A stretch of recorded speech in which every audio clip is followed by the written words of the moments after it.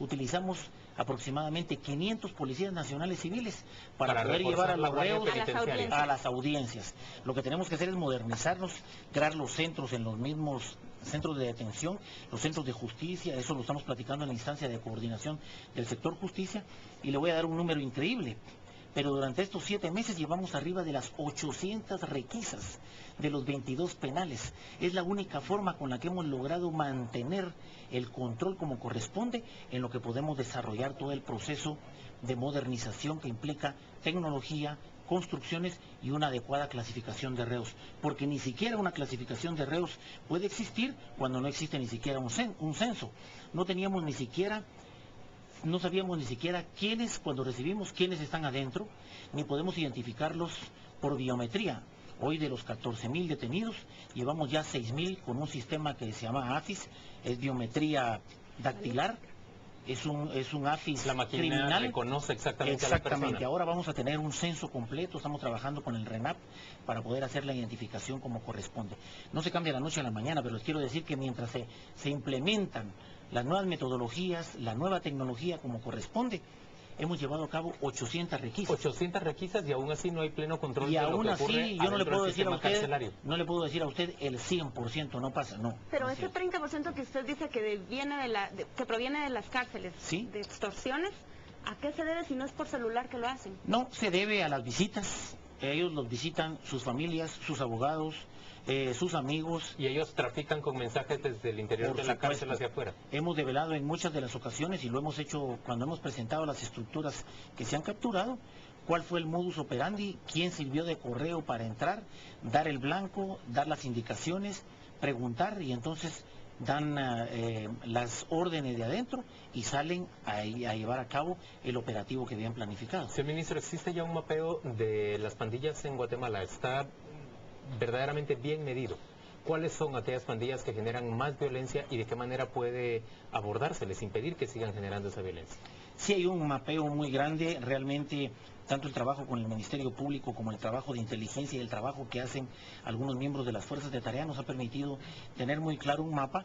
Las dos pandillas, ustedes lo saben muy bien, ¿verdad? La Mara 18 y la Mara 13 o Salvatrucha. Son las dos que operan. Hay muchos grupos que son pandillas que se formaron bajo una estructura muy propia, espontánea, pero después algo así como la franquicia de la pandilla llega hasta ellos, ¿verdad? Y entonces empiezan a actuar en una línea.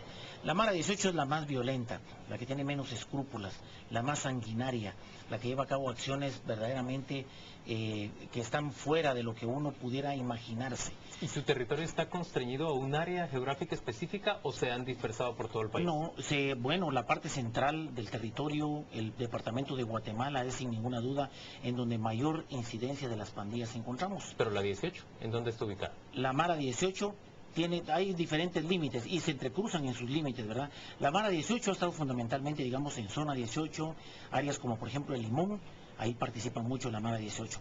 Nosotros hemos tenido mucho trabajo exitoso en contra de Mara 18. Habíamos tocado muy poco Mara Salvatrucha.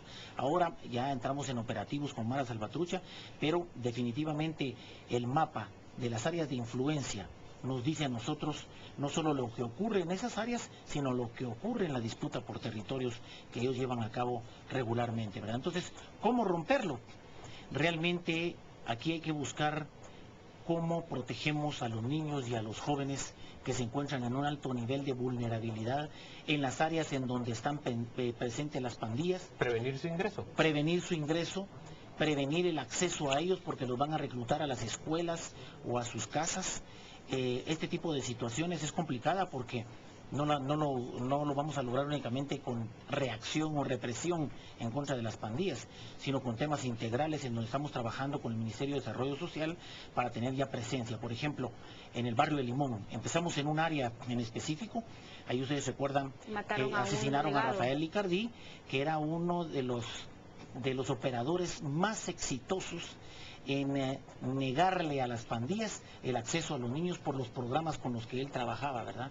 Toda esa estrategia la estamos implementando, pero es un tema de un trabajo que va despacio, que tiene que estar bien estructurado. Y que requiere coordinación con el Requiere Estado. coordinación interinstitucional. Un Estado, ministro, que a estas alturas, estamos en el mes de septiembre, no ha podido repartir el dinero para que haya alimentación escolar prácticamente en el 60% de las escuelas de Guatemala. No hubo becas escolares este año.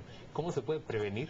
¿Cómo se puede atraer a los jóvenes, a los niños hacia los centros escolares en lugar de que queden a expensas de una pandilla? Es un tema de educación, es un tema de oportunidad, ¿verdad? Es un tema de generar entretenimiento, de generar áreas de esparcimiento, Como las escuelas seguras. de deporte. Como las escuelas seguras es un programa que lo mantenemos y lo estamos buscando fortalecerlo, porque está en el marco de lo que el pacto definió: trabajar con los hogares, trabajar con las colonias, o sea, con la vecindad, con las colonias, y eso implica también con las escuelas, y pasar al nivel de la ciudad y llegar hasta el nivel del municipio, ¿verdad? Es un trabajo en donde hay que ir avanzando muy poco a poco, mejor dicho, pero de una forma muy estructurada y con una coordinación interinstitucional, y darle valor a lo más importante en la lucha contra el crimen y la violencia, que es la prevención. Hablar primero de previsión y de prevención, y eso implica estudiar el fenómeno criminal a fondo, ¿verdad? Estudiarla también desde el punto de vista victimológico, que es lo que pasa de noche, qué ocurre con las víctimas que han sufrido en carne propia o las víctimas potenciales porque viven en un entorno de altísimo riesgo. Ministro, cuando hablamos de víctimas mortales, ¿cuál es una tasa con las condiciones del país realista a la que deberíamos aspirar en corto plazo de homicidios por 100.000 habitantes? Sí, nosotros hemos estado realmente viendo, y alguien decía por ahí, ¿verdad?, hacía una crítica, que hablar de números en términos de seres humanos es despiadado. Sí, es despiadado. Pero es una manera de... Pero es una de manera medir. de ilustrarlo, ¿verdad? O sea, ¿de qué otra forma lo vamos a decir? Pues, ¿sí? El tema es desafortunado en el sentido que llegó un momento en toda la escalada en que habían 25 y llegaron a haber hasta 28 muertos diarios, ¿sí? Nosotros recibimos con un nivel de aproximadamente 16, 17. En los primeros 3 meses logramos bajar a 13, ¿sí? Entre 13 y 12 muertos diarios, por diversas razones, ¿verdad? En el caso de muertes violentas existe de todo tipo, pero fundamentalmente aquí llevamos la estadística específica de lo que está relacionado como producto de violencia. Para nosotros la aspiración realmente es bajar a una cifra, ¿sí? Eso es podría ser real. Que estemos por debajo de 10. Que estemos por debajo de 10. Que estemos por debajo de 10, que tengamos una tasa de ¿Por 100.000 homicidios, habitantes? ¿sí? ¿Cuál? Por 100.000 habitantes tendríamos que estar abajo del 20, de 20... ¿De 20 por 100.000? Por 100.000 habitantes. Eso es prácticamente reducir a la mitad la tasa a la que Reducir a la habíamos mitad. llegado.